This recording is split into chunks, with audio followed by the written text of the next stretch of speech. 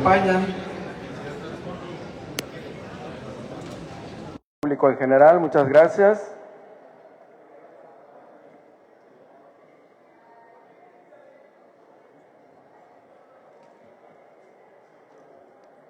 Se encuentra con nosotros en el presidium Luis García Montero. Él es poeta, narrador, ensayista, crítico y articulista, ganador del Premio Juchimán de Plata 2025. Bienvenido. Un fuerte aplauso, por favor.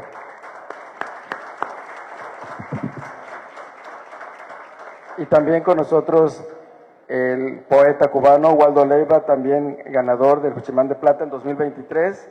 Bienvenido. Él inicia esta presentación del diálogo Tiempo, Vida y Poesía. Adelante, por favor.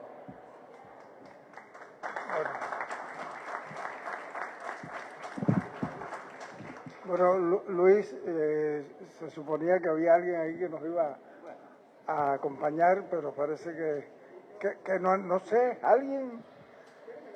Sí, venga alguien que nos acompañe aquí.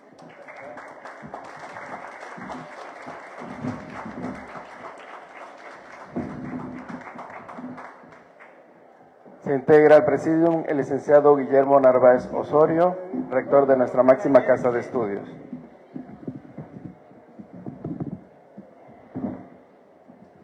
Ayer tuvimos la oportunidad de grabar un largo y extraordinario programa que se va a hacer público, creo que mañana, por TV UJAT, hora y media.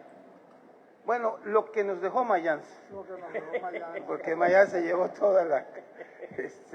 en la que compartieron nuestros dos grandes poetas, Jorge Abdo, Humberto Mayans y yo viendo, ¿no? Entonces, lo que dejó Mayans, por su nombre, así. Siempre preguntaba y se respondía. Sí. Entonces fue una plática que yo creo que la podemos reproducir, reproducir en el... La idea que tenemos ¿sí? es conversar un poco sobre exacto. poesía, pero leer textos nuestros, porque ¿cómo se llama? Imperdonable que no se lea el texto y no de lean ustedes. poesía. Tú Así mismo es. no me vas a perdonar. No, claro. Entonces, yo creo que es una gran oportunidad de escucharlos, tanto a... Los dos son Juchimanes de Plata, uno del 24, el otro del 25, uno de Cuba, el otro de España, de la tierra del poeta Federico García Lorca. Entonces yo creo que es extraordinaria la oportunidad, no se van a arrepentir de haber dedicado esta parte de tiempo. ¿Y con quién empezamos? ¿Con Waldo? No, con Luis. Con Luis. Bueno, adelante. Muchísimas gracias, rector. Vuelvo a dar las gracias por estar aquí en la Universidad Juárez y por participar en este encuentro de poesía rodeado de tantos amigos. El texto que da pie a nuestra conversación habla de el tiempo, es el tiempo, la vida y cuál es el título. Bueno, el tiempo, la vida y la poesía, me parece. Bueno, pues como decía el rector, ayer estuvimos hablando de los asuntos que para mí tienen que ver con la poesía y la conversación con Waldo, y empiezo por el tiempo. Vivimos en un mundo acostumbrado a mercantilizarlo todo. Es una de las claves del mundo en el que vivimos. Y mercantiliza no solo el trabajo de los seres humanos, sino también los conceptos fundamentales de la cultura. Y por eso un concepto fundamental que merece la pena tener en cuenta y ser meditado es el tiempo. El tiempo se puede convertir en una mercancía de usar y tirar. En una sociedad de prisas, en una sociedad de rapideces, pues se sacraliza el instante con muchas consecuencias.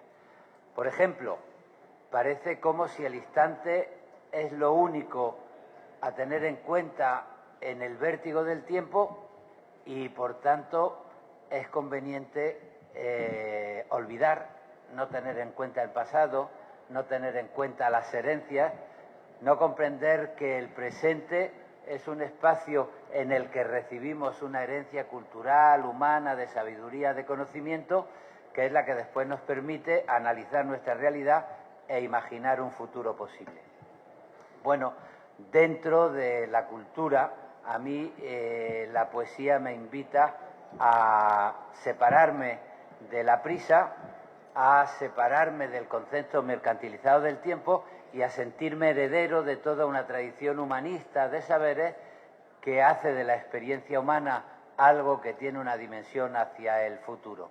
Decía el escritor John Berger que la mejor manera de cancelar el futuro es imponer el olvido del pasado, porque eso hace que nos fijemos en el presente y que no nos sintamos responsables de la cultura que representamos. Eso a mí me lo enseñó la poesía desde que en Granada me formé como poeta al calor de un autor que había sido fusilado, ejecutado en su ciudad con el golpe de Estado fascista de 1936. Y para mí ser poeta fue sentirme heredero de esa cultura republicana que había querido ser cancelada. Esto después me lleva a otras muchas consideraciones. Por ejemplo, el New York Times publicó una encuesta y un estudio por el cual se demostraba que el presidente Donald Trump en los Estados Unidos lanzaba más de 30 mentiras diarias en sus redes sociales. Y se decía, ¿y esto cómo es posible? Y decían, pues por la prisa, porque al día siguiente hay 100 nuevos puntos informativos y al otro día hay otros 100 nuevos impulsos informativos, y este vértigo es lo que hace que nadie se sienta responsable de lo que dijo ayer, porque está en el instante, en la mercancía del tiempo de hoy. Para mí la relación con el tiempo en la poesía es completamente distinta. Es la relación con... Me lo enseñó otro maestro de nuestra poesía, Antonio Machado. Creo que lo comentaba, lo recordaba el otro día. Antonio Machado en 1935 le decía a sus alumnos, tened cuidado que la libertad no está solo en poder decir lo que pensamos, está también en poder pensar lo que decimos. Porque si uno dice lo que piensa sin preparación, sin educación, sin tiempo para pensar lo que dice, acaba repitiendo como un loro los fanatismos que se cuelgan en el ambiente para que la gente obediente los repita sin saber lo que está diciendo. Bueno, pues para mí la poesía es el ejercicio dentro del conocimiento de las humanidades que van de la mano con la ciencia y con la técnica, que le pide al ser humano preguntarse ¿qué digo cuando digo soy yo? ¿O qué digo cuando digo te quiero? Comprometiéndome con un nosotros que me invita para responsabilizarme de las ilusiones colectivas, de ser dueño de mi propia conciencia y de mi propia manera de ser, de sentir, de actuar. Y yo creo que el poeta que puede estar un día entero, 2 días enteros buscando un adjetivo preciso, representa a cualquier ser humano que cuida el lenguaje, que cuida su conversación con los demás y que quiere ser dueño de su propia conciencia. Eso es lo que a mí me ha enseñado la poesía respecto al tiempo. Y respecto a la vida, pues puedo decir que también está relacionada con esta idea histórica del tiempo. Cuento, lo ha dicho el rector, yo nací en Granada y soy poeta porque descubrí en casa de mis padres la poesía completa de Federico García Lorca, editada en la editorial Aguilar en 1954 en un papel Biblia, y fue un acontecimiento porque el franquismo, la dictadura, había silenciado mucho la obra de un poeta internacional como Federico García Lorca. Y a partir de ahí, mi vocación fue ser poeta. Y cómo yo descubrí que no iba a ganarme la vida escribiendo versos, pues busqué una manera de ganarme la vida que fue hacerme profesor y hablar de los poemas y de los libros que habían escrito los demás. Y me hice profesor de literatura. Empecé a trabajar como profesor en el año 81, o sea que tengo alguna experiencia. Ahora llevo unos años sin dar clases porque soy secretario de Estado, director del Instituto de Cervantes y estoy en comisión de servicio. Pero siempre que yo he empezado un curso, les he hablado a los alumnos de mi vida y les he dicho que es muy, muy, muy importante saber distinguir entre tener un oficio y tener una vocación. Tener un oficio es fundamental, hay que ganarse la vida, hay que pagar las facturas a final de mes y en situaciones donde se genera el desempleo, pues es muy importante luchar por tener un oficio. Pero el verdadero compromiso con la propia vida, el verdadero derecho democrático es no solo tener un oficio, sino tener una vocación. Es decir, poder dedicarse a trabajar en aquello que te desarrolla como persona, en aquello que te lleva a integrarte y a comprometerte con tu sociedad a la hora de ganarse la vida. Y yo considero una fortuna haber podido ganarme la vida como profesor de literatura, explicándome a mí mismo y explicándole a mis alumnos por qué me interesa la poesía, por qué creo que es importante la poesía y por qué creo que el tiempo no es un asunto, una mercancía de usar y tirar, sino algo que nos compromete con nuestro propio desarrollo y nuestra propia personalidad. Y en ese sentido, a mí me parece que no hay mayor compromiso con una sociedad que la de poder trabajar decentemente en lo que a uno le desarrolla como persona. Y cada vez que yo abría, desde la transición española hasta los últimos años, la puerta del aula, me ponía delante de mis alumnos y me preguntaba qué puedo hacer para que esta gente joven comprenda lo que significa la dignidad del ser humano y lo que pueden aportar los libros, el conocimiento, el tiempo propio a la dignidad de su propia vida. Yo soy muy crítico, me formé en una conciencia crítica, empecé a militar en una España que estaba luchando por la democracia y me gusta protestar mucho. Me gusta protestar porque hay falta de presupuesto en la universidad, porque no se dedica el presupuesto necesario a defender las universidades, porque no me gustan a veces los planes de estudios, porque los profesores no estamos lo bien pagados que yo supondría que deberíamos estar pagados, etcétera, etcétera, etcétera, etcétera. Pero cuando cierro la puerta y miro a mis alumnos, no pienso en los planes de estudios ni en el salario que recibe un profesor, pienso en qué se puede hacer por los alumnos para que comprendan lo que está en juego a la hora de decidir que un trabajo debe ser una vocación para comprometerse con su sociedad. Y eso es también lo que siento cada vez que escojo una palabra, cada vez que escojo un adjetivo, cada vez que pienso en un verso para explicarle a la gente qué digo cuando digo soy yo y qué digo cuando digo te quiero. Una última cosa, y le paso la palabra al maestro Waldo Leiva, que conozco desde hace casi 40 años y que tenemos una complicidad poética. Yo siento una admiración grande por él. Pero una última cosa que sí me gusta a mí defender como poeta. Ser demócrata no es votar cada 4 años. Cuando yo empecé a escribir en la lucha contra una dictadura, yo sabía que la democracia no es solo poder votar cada 4 años. Por ejemplo, mi madre estaba estudiando filosofía y letras en la universidad, se casó con mi padre y tuvo que renunciar a su carrera porque el destino de las mujeres en aquella época, bajo la dictadura, era estar sometidas al servicio de los hombres y dedicarse a cuidar los hijos sin poder pensar en su propia vida. Y en ese sentido, para mí, la poesía cuando habla de amor es tan política y tan histórica como cuando habla de una opción política o de un recuerdo político. Y yo empecé a escribir siguiendo una herencia que lo que quería era transformar la educación sentimental.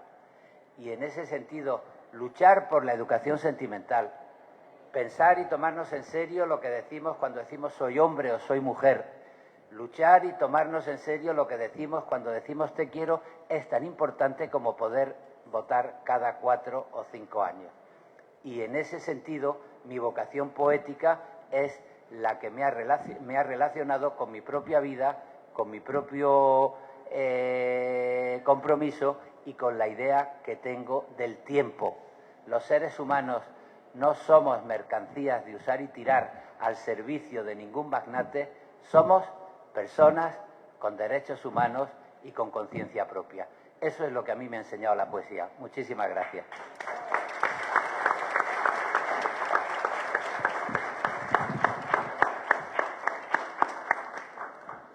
Bueno, yo aplaudir, ¿no?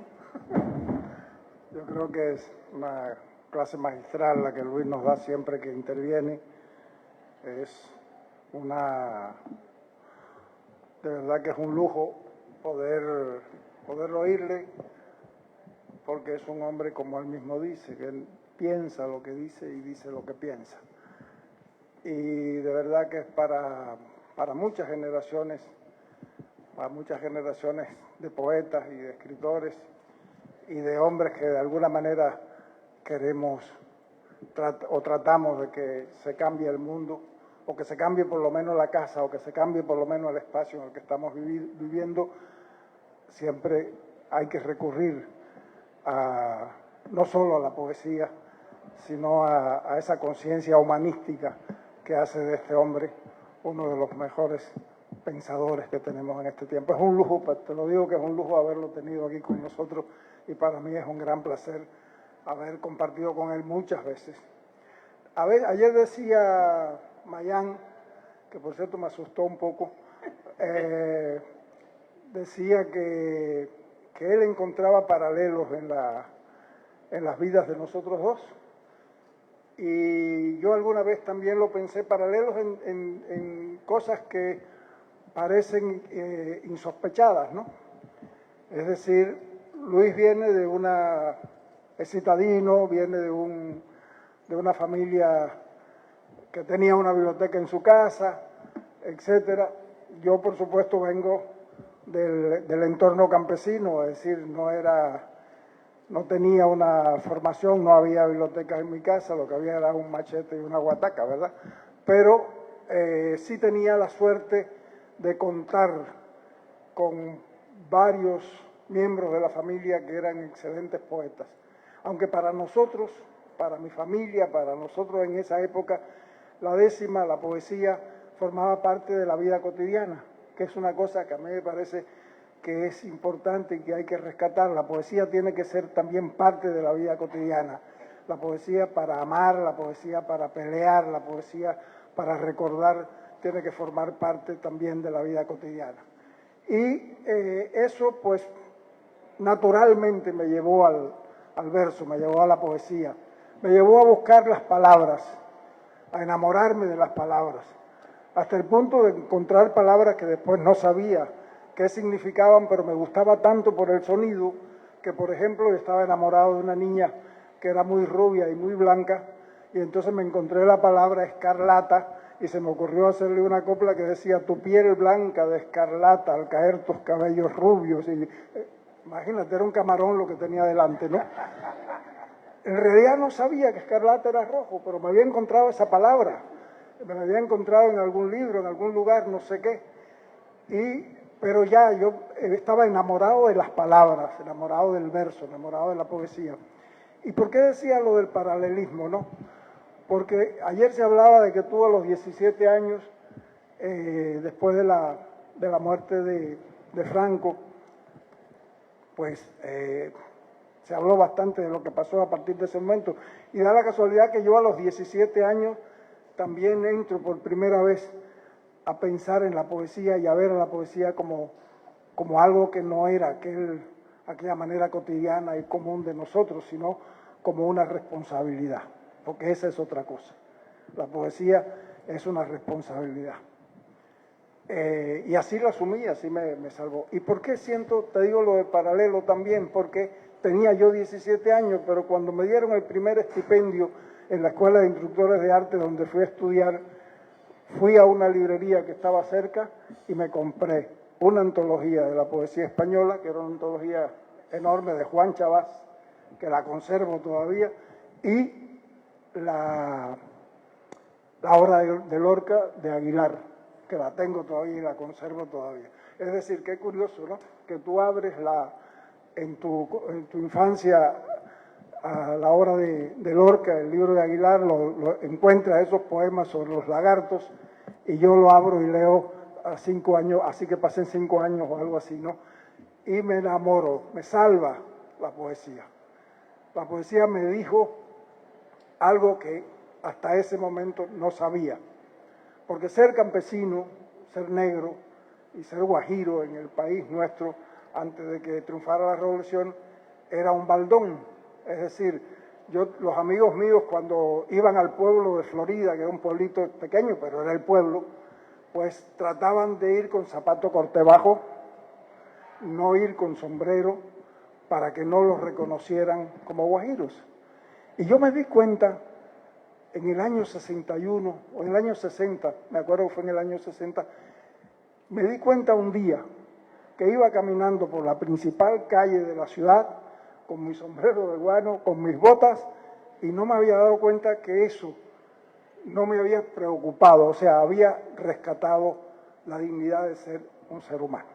Creo que eso es una de las cosas que me enseñó el cambio político, pero me enseñó sobre todo la poesía. Porque yo creo que en este tiempo que nosotros vivimos, este tiempo, como dice Luis, que mucha gente lo tiene de usar y tirar, en este tiempo cada día se conspira para evitar que sintamos, evitar que pensemos, evitar que amemos. Porque le conviene a los que gobiernan el mundo que no pensemos, que consumamos, que puede ser consumir la información o consumir en el mercado, etcétera, y que nos alejemos de la capacidad de sentir y de la capacidad de pensar. Y una de las funciones de la poesía es rescatar eso. Una de las funciones de la poesía es salvarnos, permitirnos amar, permitirnos sentir, permitirnos pensar, permitirnos racionar, permitirnos pelear, si es necesario pelear. Eso lo entendí rápidamente, lo encontré rápidamente. Lo vi cuando empecé a leer, cuando leía a Nassim Hikmet, por ejemplo, cuando leía a Vallejo, que fue terrible, porque yo con la incultura que tenía, leer a Vallejo, quería entender Trilce, no lo podía entender, quería entender el Estado y la Revolución, no lo podía entender, y entonces me asusté porque en una pesadilla veía a Carlos Mara, a Vallejo, todo el mundo en mi cabeza, lo digo en serio. Y entonces lo que hice fue poner, porque mi abuelo había dicho que cuando algo te molesta en la pesadilla, lo tienes que poner a los pies de la cama, para que se quede ahí, y puse todos esos libros a los pies de la cama hasta que después pude leerlo con mucho más conocimiento. Pero fue la literatura, fue la poesía, y es la poesía la que me salvó, la que me hizo quien soy y la que me permite repartirme de alguna manera para tratar de ayudar a los demás a que se conozcan, a que se sepan quiénes son, a que amen, a que no se dejen manipular, que es lo importante. Muchas gracias.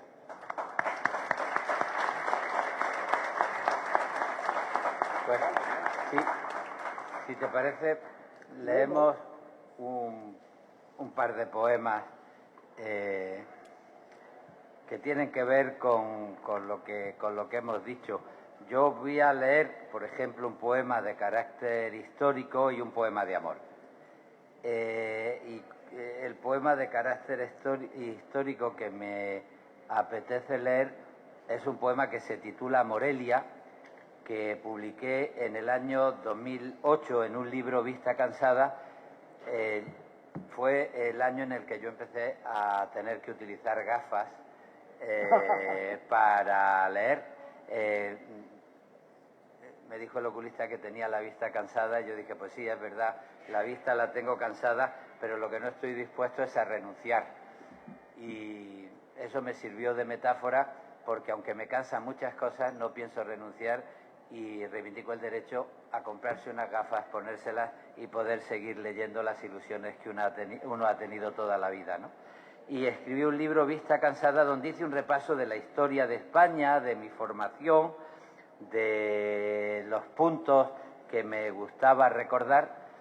Y, por ejemplo, escribí un poema titulado Morelia, porque yo viajé en uno de esos festivales de poetas del mundo latino, del que recordaba antes Waldo, que viajábamos en autobuses con Roberto Arizmendi.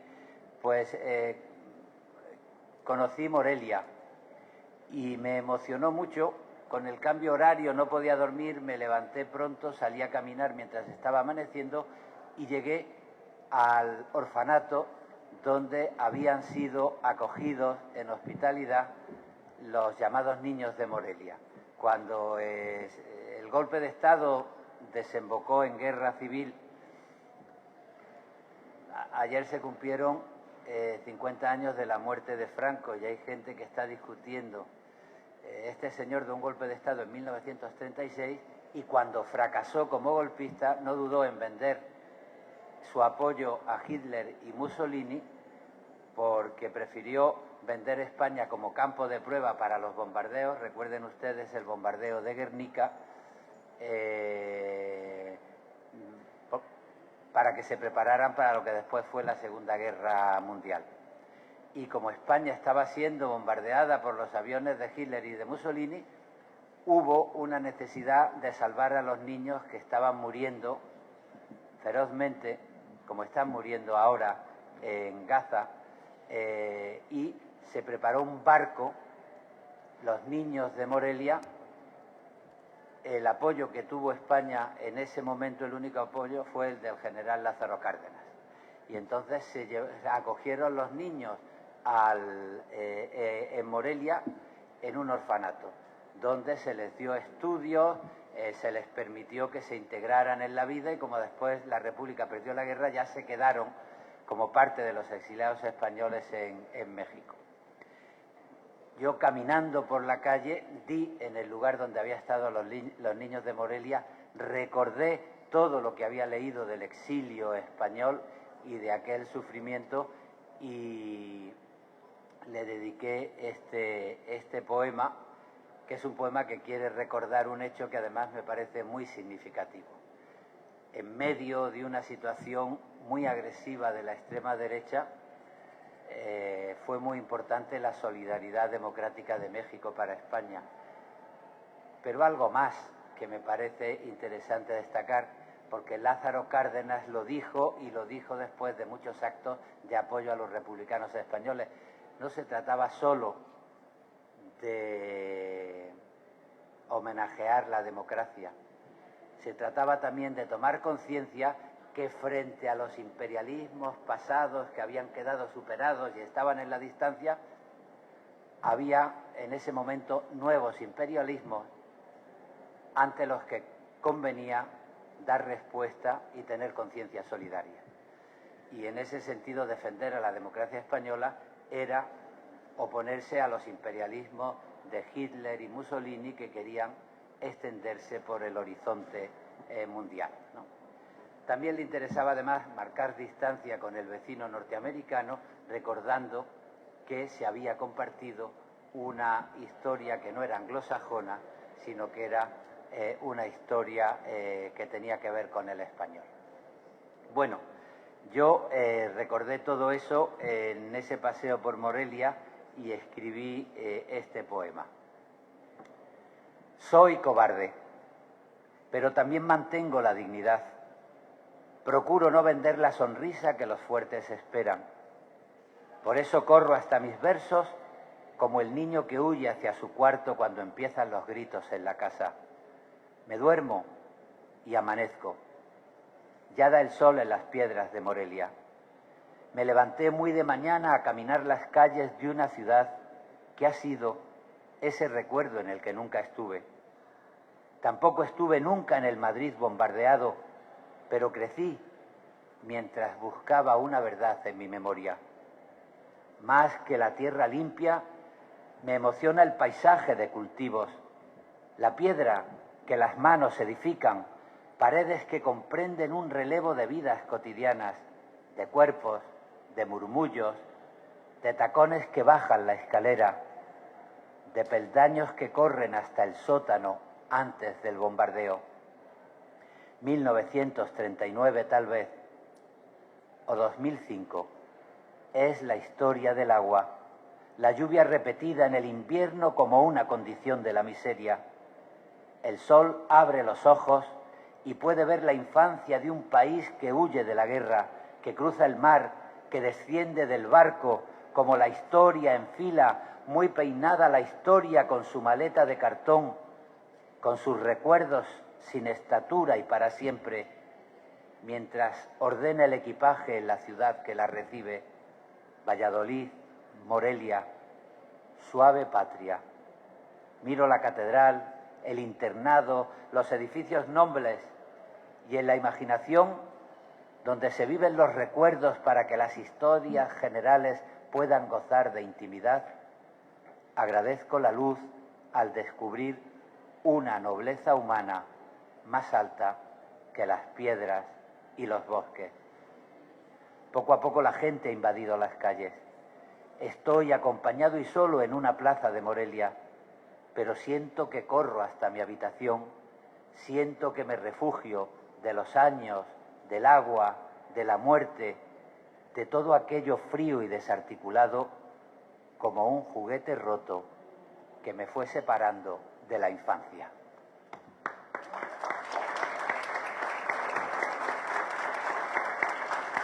Y ahora pues voy a leer un poema de amor que se titula La inmortalidad y que escribí en un libro completamente viernes, que fue un libro que escribí cuando empecé a compartir la vida con la escritora Almudena Grandes. Yo había hecho una poesía muy crítica y la poesía crítica tiene muchas veces que ver con la tradición romántica del dolor, de la conciencia, de lo que nos falta, pero al empezar a vivir ese amor, pues comprendí que la poesía puede cantar también la felicidad y escribí este poema de amor que se titula La inmortalidad. Nunca he tenido dioses y tampoco sentí la despiadada voluntad de los héroes. Durante mucho tiempo estuvo libre la silla de mi juez y no esperé juicio en el que rendir cuentas de mis días. Decidido a vivir, busqué la sombra capaz de recogerme en los veranos y la hoguera dispuesta a llevarse el invierno por delante. Pasé noches de guardia y de silencio, no tuve prisa, dejé cruzar la rueda de los años. Estaba convencido de que existir no tiene trascendencia, porque la luz es siempre fugitiva sobre la oscuridad, un resplandor en medio del vacío. Y de pronto, en el bosque se encendieron los árboles de las miradas insistentes. El mar tuvo labios de arena igual que las palabras dichas en un rincón. El viento abrió sus manos y los hoteles sus habitaciones. Parecía la tierra más desnuda porque la noche fue, como el vacío, un resplandor oscuro en medio de la luz. Entonces comprendí que la inmortalidad puede cobrarse por adelantado. Una inmortalidad que no reside en plazas con estatua, en nubes religiosas o en la plastificada vanidad literaria llena de halagos homicidas y murmullos de cóctel. Es otra mi razón. Que no me lea quien no haya visto nunca conmoverse la tierra en medio de un abrazo. La copa de cristal que pusiste al revés sobre la mesa guarda un tiempo de oro detenido. Me basta con la vida para justificarme. Y cuando me convoquen a declarar mis actos, aunque solo me escuche una silla vacía, será firme mi voz.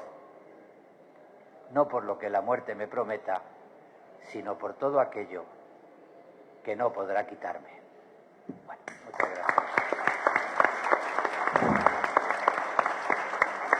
Que cierre el maestro.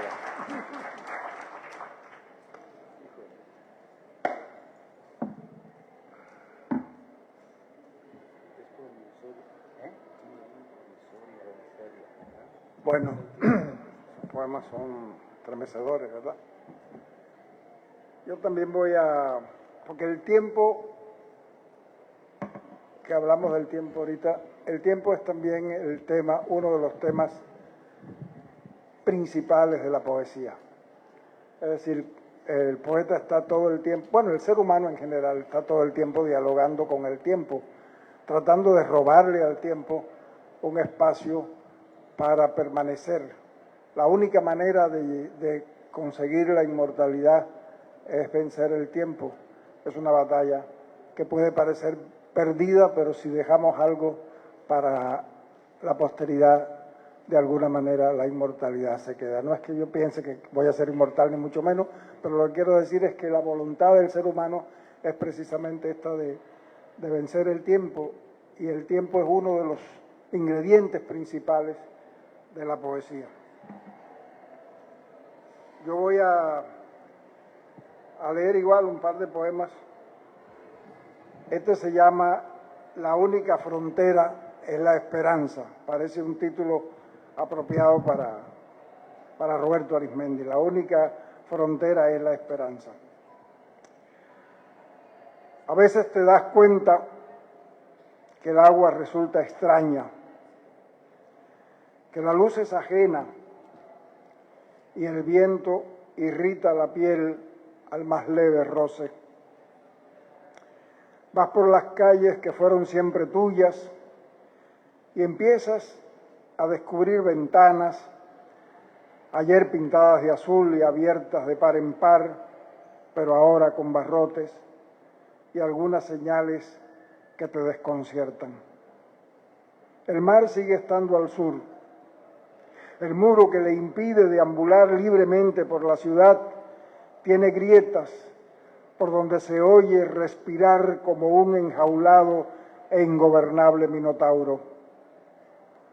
Me he detenido a contemplar la danza de las olas, vistiendo y desvistiendo las piedras de la costa, y he sentido, debajo de esa aparente y lírica armonía de las aguas, algo amargo, retorcido, turbio, que aguarda y amenaza el litoral, la ciudad, el país, el mundo.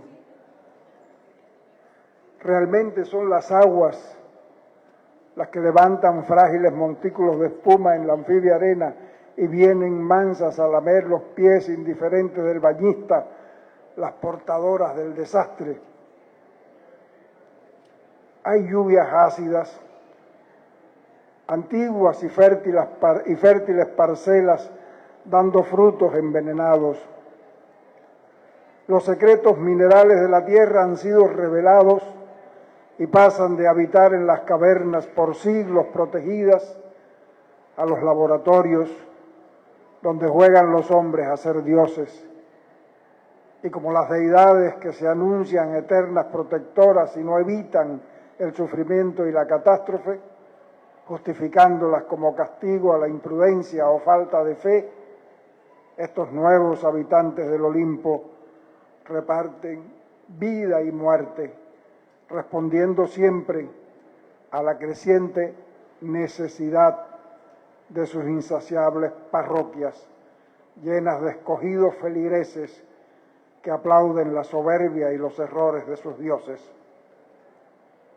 Sientes en cada átomo de tu sangre el lamento cada vez más angustioso del planeta, pero te lacera el dolor de tu humilde litoral, asediado por los nortes ácidos y por sus propios cataclismos interiores, que insisten en volver irrespirable el aire, ajena la luz, amarga el agua y sembrado de minas el sendero cuya única frontera es la esperanza.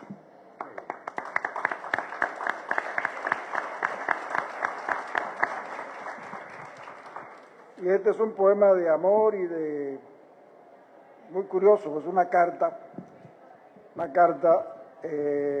bueno, en algún momento, en el año 75, se planteó la disyuntiva para el mundo, pero para nosotros los cubanos lo asumimos así, de tratar de rescatar definitivamente de las garras del imperialismo y del colonialismo al pueblo de Angola, a la República de Angola. Y muchos se alistaron como voluntarios para ir a esa guerra, y un grupo de escritores nuestros, entre los que yo me encontraba, decidimos que no podíamos dejar de estar allí, pero queríamos exigir estar como soldados, vivir la vida del soldado para después, si quedábamos vivos, pues poder hablar de esa experiencia. Hay muchas historias sobre esa participación de Cuba. Hoy hay generaciones de muchachos en Cuba y de gente no tan joven que consideran que fue un error. Incluso alguien me preguntó un día, cuando fui a la Unión Soviética, un muchacho soviético ruso, ahora ruso, en aquel momento era soviético, me preguntó, me dijo, yo leí su biografía, pero ¿por qué usted fue a Angola? Digo, bueno, yo fui a Angola porque yo pienso que era necesario ir, era necesario luchar para que ese pueblo fuera independiente, rescatarlo de las garras del apartheid, rescatarlo de darle la posibilidad de ser libre. Y entonces me dice, pero aquí los que van a esas cosas van porque después tienen algunos beneficios. Digo, no, yo no tuve ningún beneficio, lo único beneficio fueron 2 heridas en las piernas nada más. Es el único beneficio que saqué de esa guerra, ¿verdad? Y entonces hay muchas lecturas ahora de ese lugar, de esa época y de esa guerra, que me permitió además conocer a los grandes poetas, muy grandes poetas de esas tierras, poetas y escritores. Ayer cuando una de las preguntas de Mayán, y Luis recordó una cuarteta, una copla de Manuel Machado, ¿no? En que decía, bueno, hablaba del hecho de que cuando la poesía nace y pasa a formar parte de los demás, ya no es tuya, ya es de los otros también, y por eso ojalá que los poetas puedan tener esa suerte de que sus poemas puedan formar parte de la experiencia y de la vida de los demás, que puedan enamorar o que puedan despedir un muerto como aquella señora que usó tus versos para despedirse de su marido una vez. Es que nosotros tenemos muchas historias, nos conocemos de hace muchos años. Entonces, me acordaba de uno de los poemas, hoy se lo decía a Luis, el que fue ministro de Educación de la Primera República, o sea, cuando se hace la independencia de Angola, había estado como 11 años en campo de concentración, pasó a ser ministro de Educación, un gran poeta. Y en su función de ministro va a un pueblo perdido de la geografía de Angola y lo recibe el jefe de la tribu, el alcalde, lo que fuera, con un coro del pueblo cantando una canción, unos poemas, un poema. Y cuando se empieza a cantar el poema, resulta que era un poema de este señor que había escrito, por supuesto, en su juventud, y que, como era clandestino, pues no lo firmó, salió.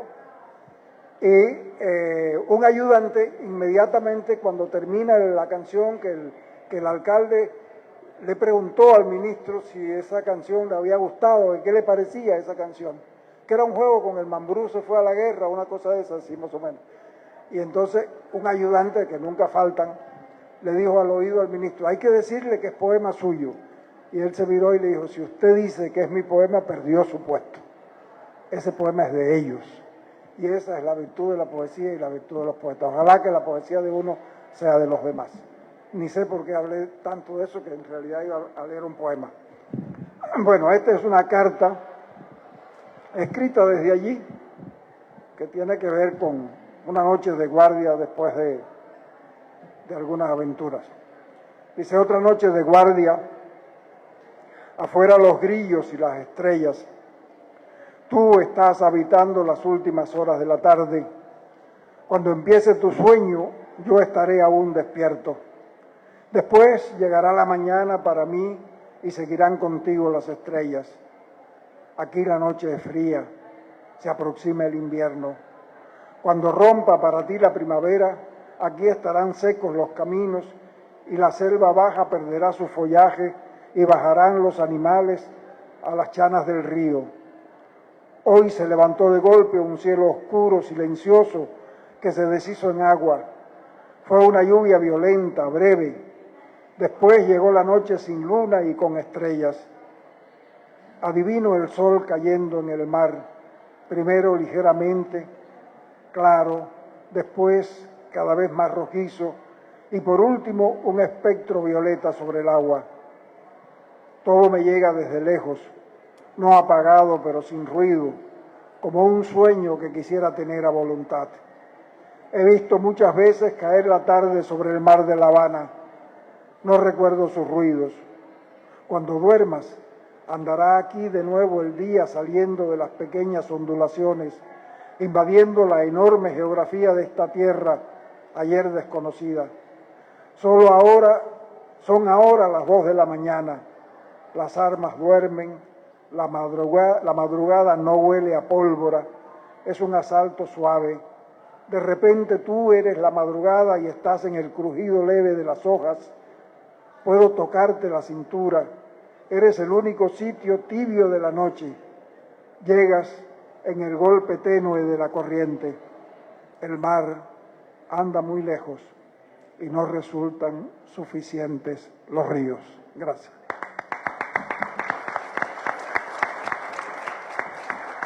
¿Alguna pregunta? ¿Quieren hacer alguna pregunta? Si alguien quiere preguntar algo, comentar algo. Ya vi por ahí a Harold, pero primero te vamos a dar la palabra. A ver, José Luis.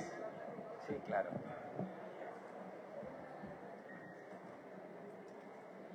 Ya deja de comer. Para Luis García, es que hace rato hablabas del tiempo y también Waldo. Es solamente para comentar una anécdota metafórica ficcional sobre Antonio Machado, que decían en el Café Gijón, y en la puesta del sol, porque estaba ahí cerca de la puerta, cuando en la mañana se escuchaba que comenzaban a tronar ahí, a golpear una mesa, decían, ese es Machado que ya llegó. Es algo que alguien inventó. Y entonces lo que decían era que los golpes en la mesa del café era porque Machado estaba escribiendo y contando sílabas con cada dedo que iba tocando, ¿no? Y ahí se quedó la ficción esta de Machado, que alguien dice que es cierta, otros que no, pero lo comento por el asunto de que me acabas de decir acerca del tiempo. Él medía el tiempo como tal. Y Machado y escribía haikus, Machado, y Vallejo también escribía haikus. Ya, gracias. Ese era un comentario. Okay. ¿Alguien más? ¿Alguien más quiere hacer uso de la palabra? ¿Alguien más? No se va a cobrar. No. ¿No? Pues muchas gracias a todos, muchas gracias a los poetas.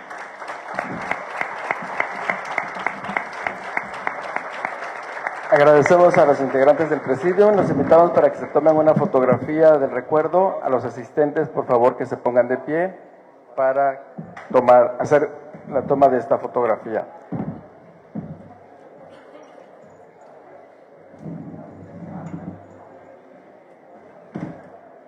Finalizamos la transmisión de este evento por TV UJAT.